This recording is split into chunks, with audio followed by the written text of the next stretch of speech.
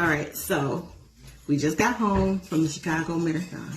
My husband just finished the race, and he's going to tell y'all about it, okay? So y'all better like it. Say something nice in the comments. Come on, Mom. All right, so we just got home from Chicago, and I ran the Chicago Marathon, and I got my first major medal in a major race, so Chicago Marathon. So it's really cool. Like, I love it. 2025. How long did it take you? Oh, yeah. It's a 26.2 mile race through the city of Chicago. And it took me 3 hours and 41 minutes. That's very good. Thank you. Thank you. So 26.2 miles through the city of Chicago. All right. And what you want to do next? So what I want to do next is New York City Marathon. All right. And they going to cheer you on, right? Yeah. And they're going to help you, right? Yeah, they're going to help me. All right. Get another one of these. Right? All right.